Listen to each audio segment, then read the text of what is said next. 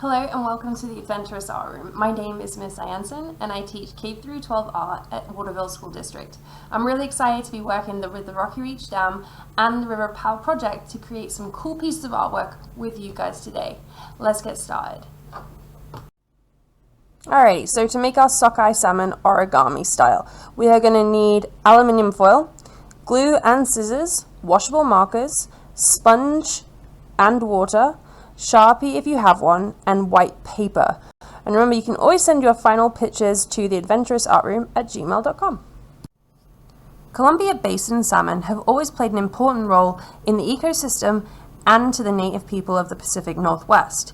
The annual salmon return assures the renewal and continuation of life surrounding the salmon's ecosystem.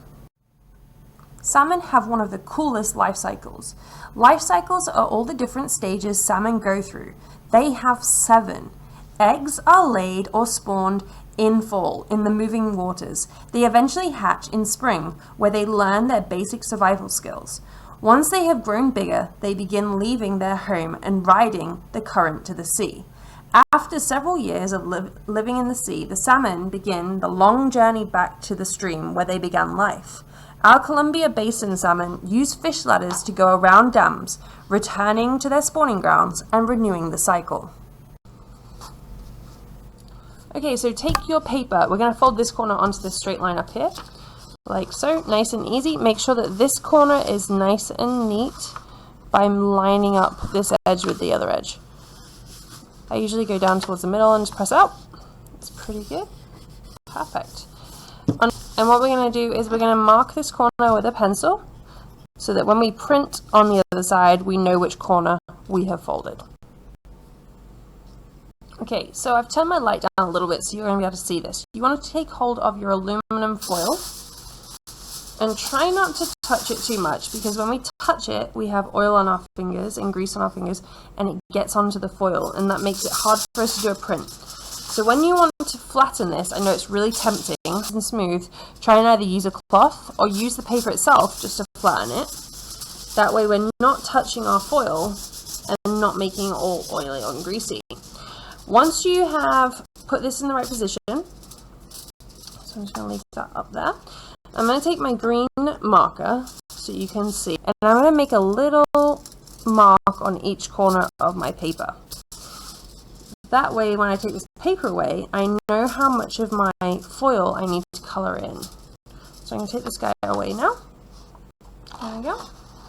Perfect. Now you can just see the little L shape, or shape I've put right here.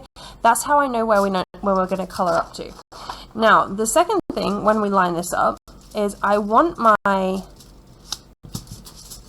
my green shape to be right here in this top corner, and I'm going to show you what I mean by that. So I'm going to make sure that kind of like a weird W, like a bird almost, right there. Now this top corner of my foil, I want to be my green, because that's going to be my salmon's face. So I'm going to color it in, definitely in a green color, all over my foil. I'm going to use more than one different shade of green too. So I'm going to get my light green, add a little bit of that. Oh, that looks cool. Like a rainbow green shade. Might even get add that in there. Nice. Alright, that's a really good blend of colors. Now, the rest of my shape right here, and you can see my L shape right there, is all going to be red or orange. So I'm going to take my red marker. It looks kind of strange. It looks a little bit like a right now. I'm just kind of going up to that line. It doesn't have to be super neat. And then we're going to go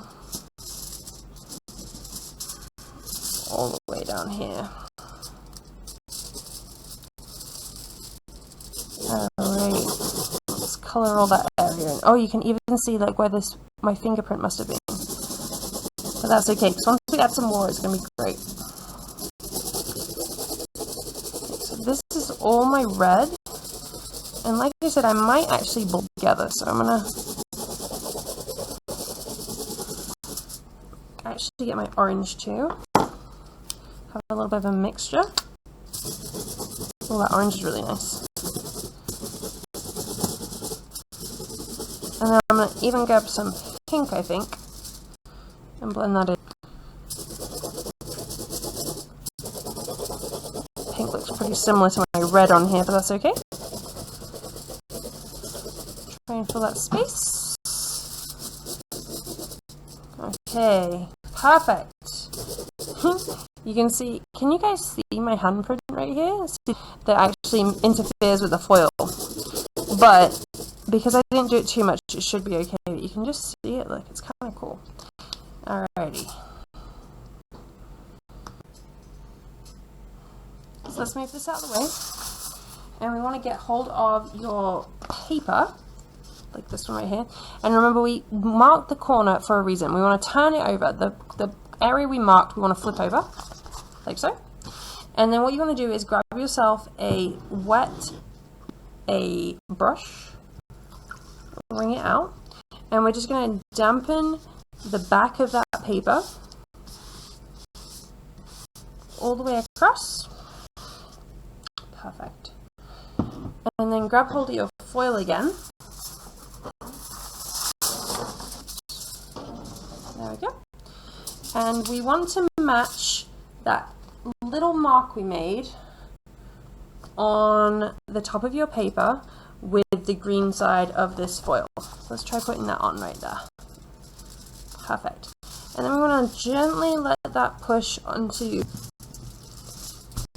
and because our paper is wet, it will absorb the ink from the markers.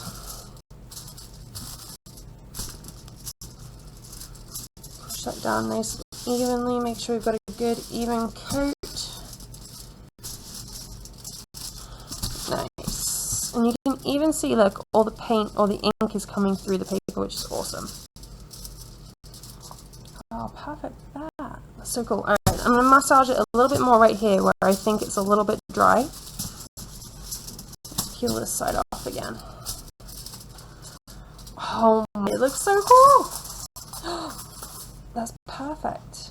Alright, now we need to let this guy dry, and I'll see you in a second.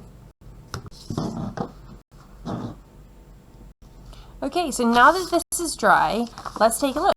Alright, so you can see all the amazing colors we use. You can even see the pink right in here. And if you look really close, you can see that light green.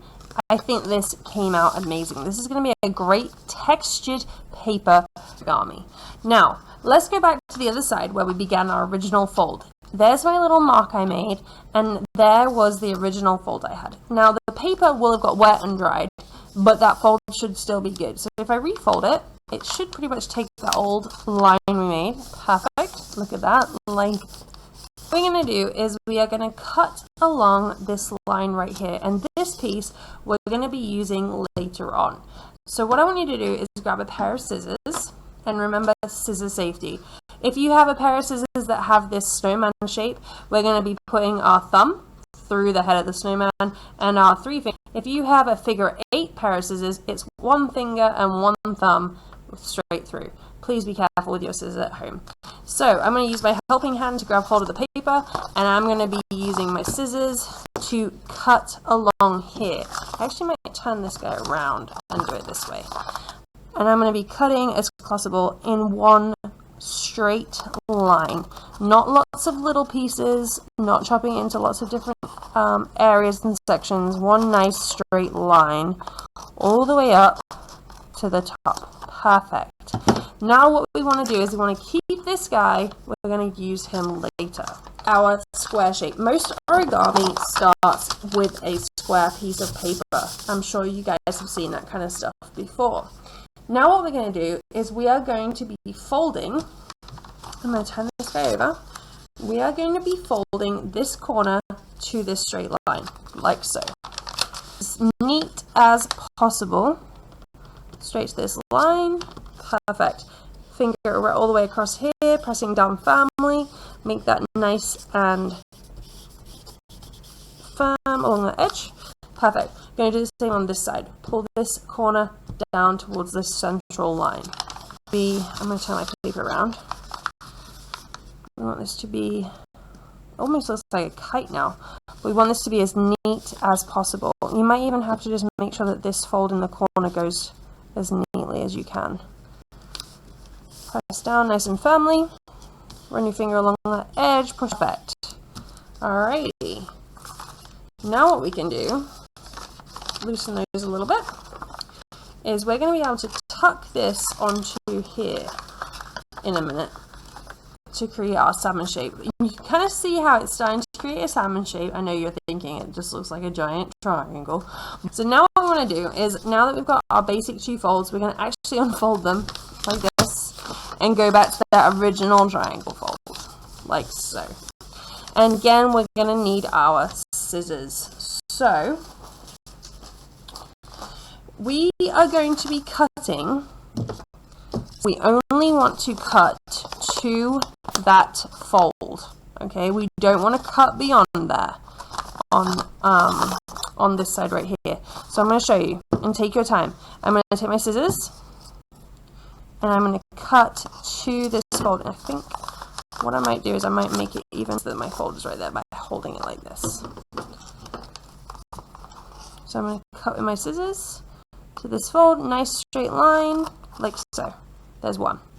I'm going to cut one more. And what I want to do is I want to start cutting across here, probably nice and neatly, taking our time. Remember, you can always pause the video.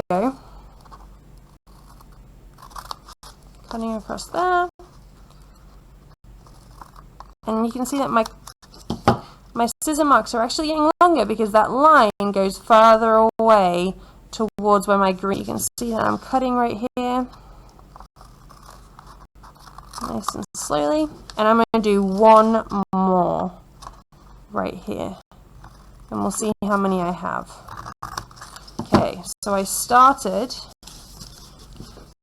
my cut marks right here. 1, 2, 3, 4, 5, 6 scissor marks. I might even do one more little one right here on the end. And let's check what that looks like. Okay, now we can unfold it. Oh, I bet you can start to see what I'm trying to do.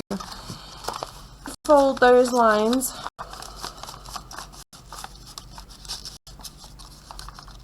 back in to make our kite shape. Alright, now let's take a look. And look at that, guys. We can make ourselves, right, there's our salmon shape. Perfect. I think that one needs a little bit further. Let me try that one again. That one wasn't bending quite right. There we go. Let's try that again. Make our kite shape. Overlap them. Let's have a look now and see what our salmon looks like. Oh yeah, that's right. Look at that salmon go. Perfect. Alrighty. Okay, so what we're going to do is we are going to be gluing our salmon body together. Now right now, again, we have our square shape. Then we can make it into our kite. Once we have our kite, we are going to overlap those 2 side pieces, overlapping them. They're the parts we want to glue together to create that salmon moving shape.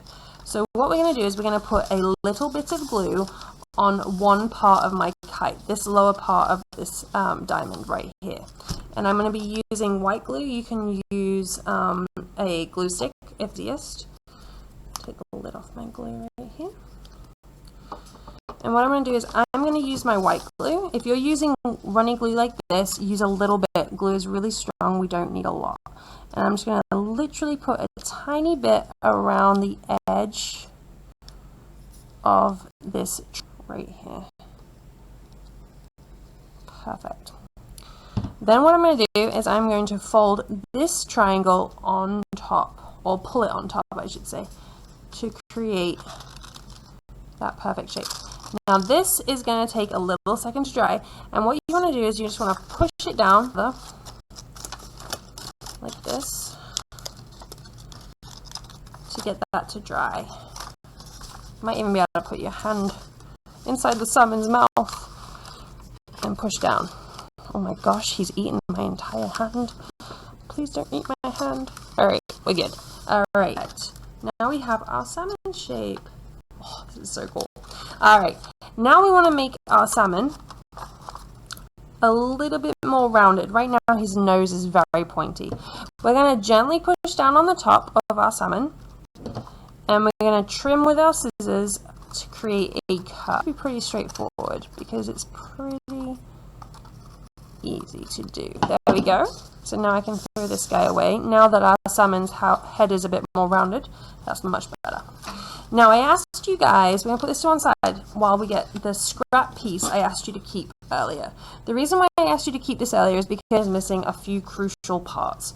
You might notice that we have a great salmon body, however, he's missing some important factors. He's missing his power fin at the back, and he's missing both of his pectoral fins down here, and a couple of his other ones too, so we're going to add those in. First things first, power fin at the back, the guy that gives him all that power to jump up those rocks and go upstream. We're going to create a really big fin. Now I've kept this piece of paper on purpose. We're going to make his power fin the whole width of that scrap piece of paper. So you're going to create a slightly, I'm going to use a Sharpie actually so you guys can see this nice and brightly. We're going to create a slightly curved line from corner to corner, like that. And then what we're going to do is we're going to create a line coming down to a point. Bring this guy all the way back up to meet him. That is our salmon's power fin. So we can leave that right there. Next thing is we're going to want to create, actually we'll cut him out now. Nice scissor safety, remembering our scissor safety at all times. Turning that paper around with our, perfect. Keep this to one side because obviously we need to make the rest of our fins with that. And I'm just trimming this off. Perfect. Okay, and then what I'm going to do is I'm going to put a little tiny amount of glue right here on the corner of our power fin. Just a tiny little piece of glue. We're going to take our salmon and we are going to put the very point of our salmon right up against the edge of his tail right here. And we want it just to sit like that on top of that corner where I put the glue. And I'm going to hold that down and I am going to count 2, 3, 4, 5, 6, 7, 8, 9, and 10. Voila, our tail has been stuck onto our salmon, which is awesome. Alright, next step, we need to get those pectoral fins done, which go right here behind that gill. If you so, for that pectoral fin, I'm going to create almost like a petal shape. So I'm going to actually draw it, I'm going to draw it right here. I'm going to cut this right here so you can see from a straight edge. Get that out of the way. It must be the shape of a petal. And to do that, I'm going to create a straight line coming up like this. But instead of it coming at a straight edge or a straight angle, I want you to curve it slightly. Curving it round, curving it round. Perfect. And then down here as well, like a triangle. However, each corner is not a point, it's a curve. That is going to be our pectoral fin.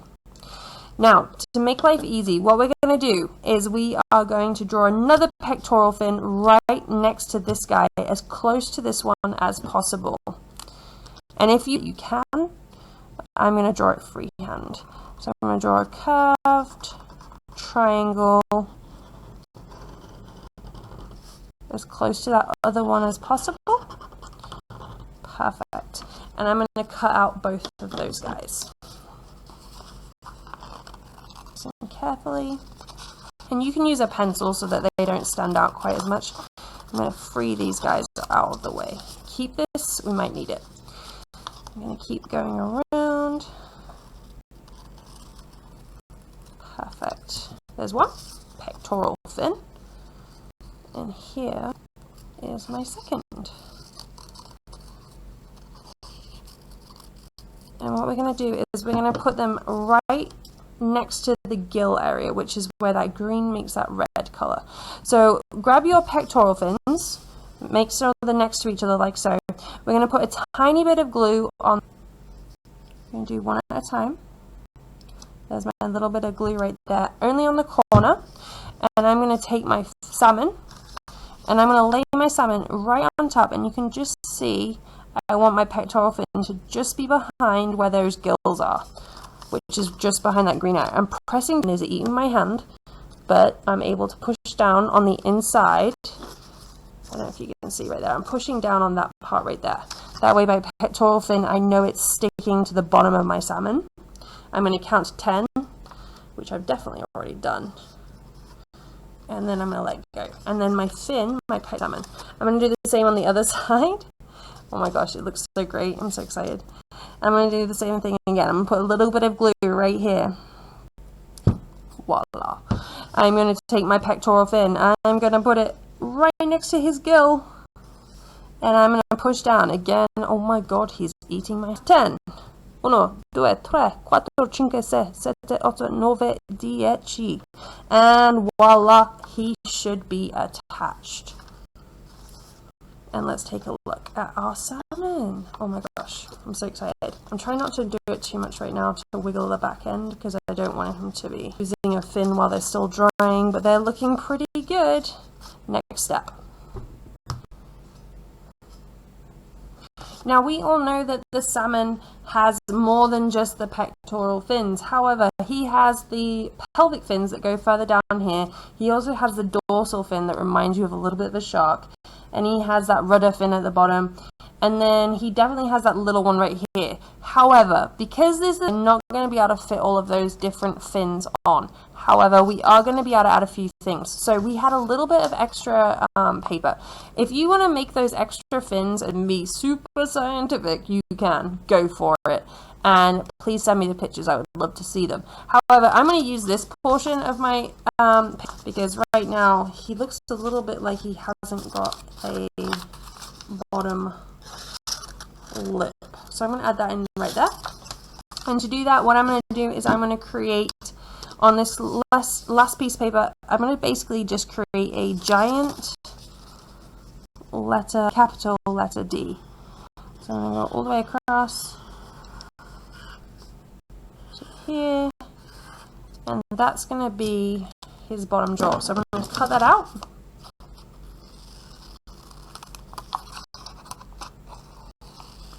Like so. Fold this in half. And then that way, when I stick this down, it should stick up a little bit like this. So we're going to put a bit of glue just on the edge of this capital letter D right here. Like so. I think I just did 1 to 10 in Italian. So what I'm going to do is I'm going to do 1 to 10 in German. So what we want to do is we want to stick this right here against the bottom part of our fish. So I'm going to lay that down, and I know you can't see, so I want to make sure I hold it straight so you guys can. Just in the right spot, press it down, and we're going to go for German this time, which is 1, 2, 3, no, that's Italian. 1, 2, 3, 4, 5, 6, 7, 8, 9, 10. Nearly did Italian again. They're the only 2 languages I can do 1 to 10 in, apart from English. So, alright, let's take a look and go voila. Now we have the bottom jaw of our salmon. Oh my gosh, it really does remind me of Jaws right now. Look at that guy. You can imagine him having, yep, definitely eaten somebody's hand. Oh, he's missing a couple more things, guys. We need to get to see while he's swimming up the Columbia River. So let's give him some eyeballs. We want his eyeballs just to be above his mouth, right here. So I'm going to hold my salmon, and I'm just going to put my hand behind, and I'm going to give him a round eye with his little pupil. And I want to make sure my eye is in the same spot on the other side. So you can see right here, if I push his head down, we're going to put his eyeball on this side right here to make them even. So that's another little circle. Look at those eyes. I'm so excited about this guy. And then last few touches, I'm going to make sure that his fins look like they could do some serious swimming, and I'm going to give him some straight lines coming away from his body. Using my pen. This salmon is looking amazing. And last one, right on his power fin at the back, I'm going to give him those straight lines coming away from his body all the way to the edge.